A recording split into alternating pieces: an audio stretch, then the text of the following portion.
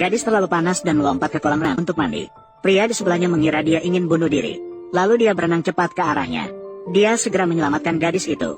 Gadis itu langsung bingung melihat pria di depannya. Namun pria itu malah berkata, "Aku telah menyelamatkanmu. Kau harus membayar utang nyawamu. Menikah denganku akan menjadi balasanmu. 2 tahun kemudian, aku akan memberikan kebebasanmu kembali." Gadis itu terkejut sampai terdiam mendengar itu. Sebelum dia bisa menyadari, pria itu menjelaskan, "Besok pukul 3 sore. Bawa kartu identitasmu. Kita bertemu di kantor catatan sipil." Setelah berkata demikian, dia pergi dengan anggun. Pada saat itu juga, gadis itu menerima telepon dari asistennya, memberitahu bahwa hanya setelah menikah, dia bisa mewarisi harta ayahnya. Jika tidak, harta keluarga akan direbut oleh wanita licik. Kemudian dia memutuskan untuk pergi ke kantor catatan sipil besok. Pembicaraan drama murni. Tak disangka, baru saja mengurus surat nikah. Pria itu memberitahu bahwa ada urusan mendesak yang harus diurus. Jika tidak ada masalah, jangan menghubunginya. Kemudian pergi ke luar negeri. Gadis itu melalui 2 tahun usaha dan perjuangan, menjadi bos di firma hukum. Hari itu dia pergi untuk bertemu klien. Saat klien keluar, gadis itu merasa familiar saat melihat ke arahnya. Dia melihat dengan seksama. Pastikan itu suaminya. Benar, ini adalah informasi dasar kasus ini. Gadis itu menghela nafas sekali. Fei Wan berubah. Akhirnya, menghilang selama 2 tahun. Tidak tahu kalau dia mungkin sudah meninggal. Hampir membuat dirinya janda. Gadis itu melihat suaminya seolah-olah tidak mengenalinya. "Saya pikir ada orang asing di sana." Merasa malu. Maka setelah pekerjaan selesai, dia menghentikan mobil pria itu. Begitu naik mobil, langsung memanggil pria itu, "Suami." Namun saat ini, jantungnya berdebar kencang. Setelah gadis itu sampai di tujuan, bahkan mengundang suami untuk tinggal bersama di rumah. "Apakah kamu mengundangku untuk bermalam?" Meskipun sudah menjadi suami istri, tapi belum tidur bersama. Apakah terlalu inisiatif tidak baik? Namun pria tersebut mengatakan bahwa dia sudah menikah, menyuruh gadis itu untuk tidak memiliki pikiran yang tidak pantas terhadapnya. Dia hanya akan mempertimbangkan jika dia bercerai. Maka dia meminta asistennya untuk pergi dengan mobil. Gadis itu baru menyadari, suaminya sama sekali tidak mengenali bahwa dia adalah istrinya. Dia salah mengira bahwa dia adalah wanita yang terbuka. Dia jatuh cinta pada gadis yang berani ini. Dia kemudian memutuskan untuk menyelesaikan perceraian. Namun ayahnya setelah melihat perjanjian perceraian, dengan tegas menolak perceraian antara dia dan istrinya. Mengatakan bahwa kamu pergi ke luar negeri selama 2 tahun. Istrimu menunggumu selama 2 tahun. Kamu baru saja kembali dan ingin bercerai. Bagaimana ini bisa terjadi? Aku sudah tertarik pada wanita lain. Kamu melewatkan wanita yang begitu baik seperti Jinro. Kamu akan menyesal. Saya tidak akan menyesalinya. Saya sudah memutuskan untuk bercerai. Keesokan harinya, pria itu baru saja tiba di kantor, dan melihat gadis itu di kantornya sendiri. Gadis itu segera maju dan mengatakan bahwa dia datang untuk melihatnya. Pria itu meraih tangan gadis itu, dan menyatakan lagi bahwa dia sudah menikah. "Meskipun kamu terlihat baik, tapi aku tidak akan menyukaimu." Gadis itu tidak menyangka suaminya cukup setia, namun istrinya berada di depannya. Dia bahkan tidak mengenali, dan masih berani berpura-pura angkuh. Maka dia memutuskan untuk mencoba seberapa teguhnya pria itu. Ternyata lebih menyukai. Seorang suami yang sudah beristri, Li Zong adalah tipe suami seperti ini. Siapa yang tidak suka? Namun, saya lebih suka uang Tuan Li. Itu lebih masuk akal. Bukankah begitu? Untungnya, saya punya banyak uang. Mengapa orang ini tidak mengikuti aturan? Li, sebaiknya kita membicarakan hal-hal penting sekarang. Karena pada akhirnya saya adalah seorang pengacara profesional.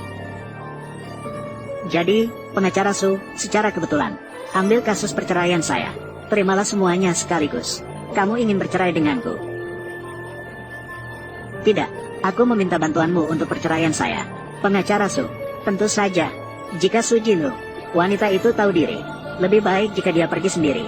Jika aku membutuhkan seorang istri sejati, aku lebih suka menikahi kamu. Gadis itu tidak menyangka suaminya ingin bercerai, dan ingin menikah lagi. Jika kamu tidak mengenali saya, maka aku akan bermain denganmu.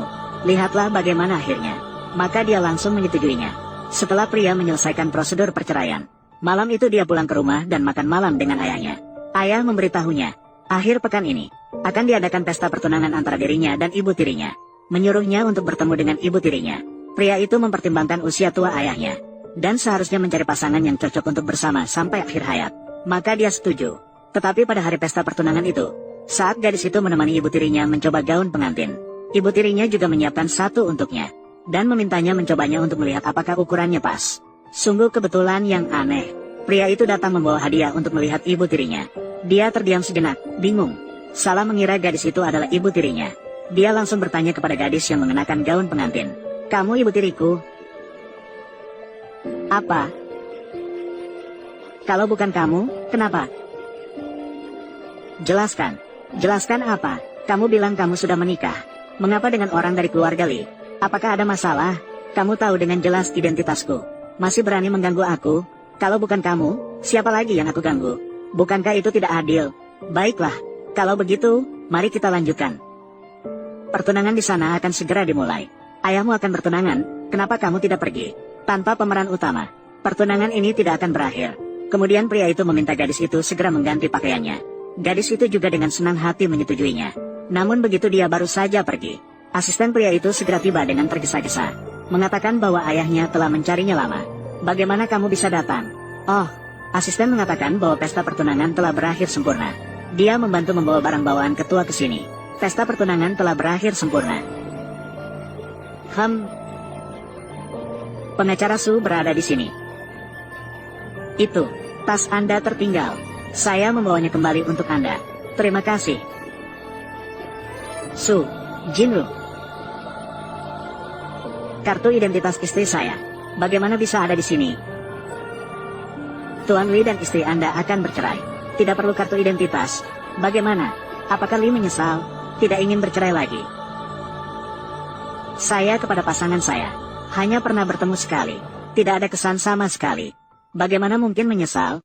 Bagus sekali tidak menyesal. Hanya 2 tahun. Lalu dia melemparkan saya ke langit ke-9. Masih terus mengatakan, tertarik padaku. Pengacara Su. Gelas. Mengapa menikahi ayahku? Ayahmu. Kamu sendiri tidak mengenali istrimu. Bahkan mengira aku adalah ibumu. Suamimu menjadi anak tiri. Bisa dibilang saya mendapat untung. Berbicara. Apa yang sebenarnya kamu pikirkan? Tentu saja. Kamu menyukai Li Zong, kan? Sayangnya kamu sudah menikah. Aku hanya bisa melakukan ini. Pada akhirnya. Bagaimana?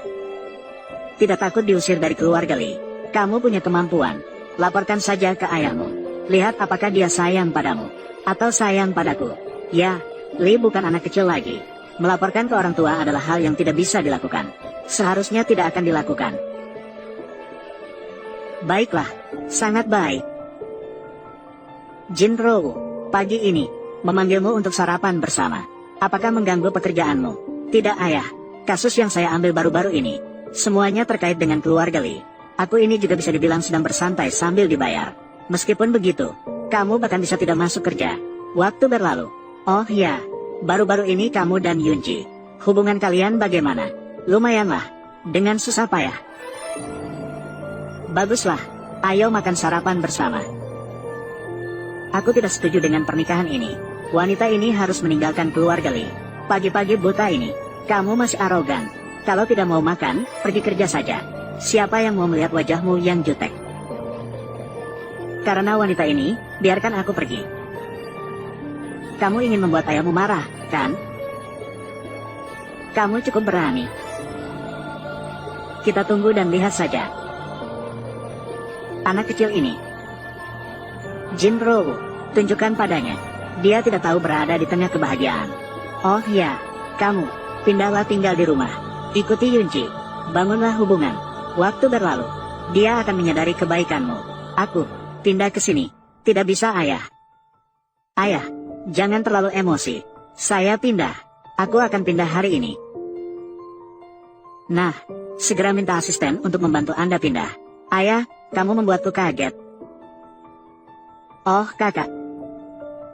Kamu benar-benar datang. Menghabiskan uang di tempat seperti ini. Oh, aku lupa. Kakak sekarang menikah dengan Direktur Li. Tentu saja masih ada uang. Kakak, ayah tahu jika kamu hanya mengejar uang. Temukan pria tua untuk dinikahi. Apa yang akan dia pikirkan? Tidak heran Li selalu memihak padamu. Memecat saya. Ternyata kamu menjadi ibu tiri. Aku benar-benar buta saat itu. Tidak menyadari bahwa kamu, wanita seperti ini. Omong kosong apa yang kamu bicarakan? Zhao Yun, kamu juga berani mengatakan hal seperti itu. Su Jinru, kamu sudah terburu-buru. Semua orang datang dan lihatlah. Wanita ini, untuk mendapatkan kekayaan, rela menikah dengan pria tua. Dia bahkan menindas orang lain. Sampai-sampai membuat direktur memecat pacar saya. Wanita ini hanya demi uang. Dia akan melakukan apa saja. Ini terlalu jahat. Wanita yang penuh dengan ambisi dan penuh dengan kesombongan. Sungguh merusak tata krama masyarakat. Ambil gambarnya, kirim ke internet, biar dia tak berani keluar rumah lagi. Jangan ambil gambar lagi. Susinyo, aku akan memberikanmu sedikit pelajaran hukum secara gratis. Menyebarkan rumor dan memfitnah orang lain menyebabkan kerusakan pada reputasi orang lain, namun harus bertanggung jawab secara hukum. Merasa bersalah, ini adalah kata-kata Lee. Dia mengatakannya langsung padaku. Kau, Lee Yunji, kau telah membuatku terjebak. Siapa berani membuat keributan di rumah Lee, mengganggu wilayahnya? Itu Lee. Lee, wanita yang doyan pamer, tak boleh tinggal di rumah Lee. Benar juga, ketua sudah tua, terpesona oleh rubah kecil ini. Anda tak boleh tertipu. Cukup, suamiku. Jelas-jelas itu dia. Bagaimana mungkin? Lee sendiri yang mengatakannya. Kedepannya, aku tak ingin melihat keduanya lagi. Semua video yang direkam hari ini, foto yang diambil, salah satunya tersebar. Aku, Lee Yunji, akan menyelidiki sampai tuntas.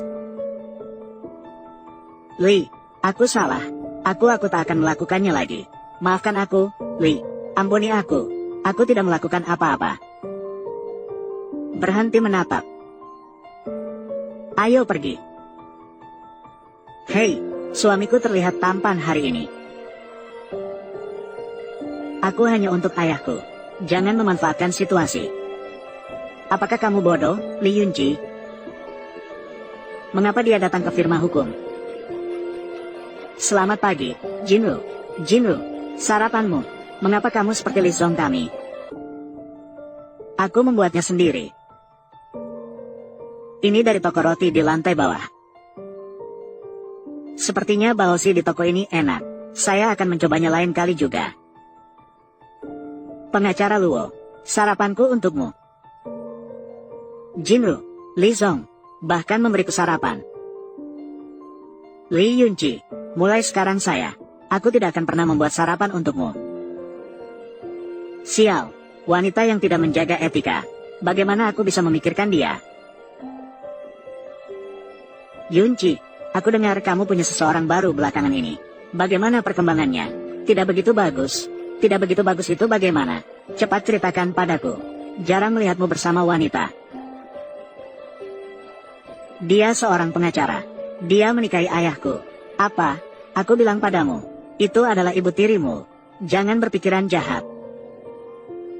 Pulang begitu larut. Kenapa minum begitu banyak? Perlu aku bantu kamu ke kamar? Pasangan muda ini akhirnya baik-baik saja. Membuatku khawatir dengan sia-sia. Kamu mau apa? Kamu tidak akan benar-benar datang kan? Selamat pagi, Lee Zong.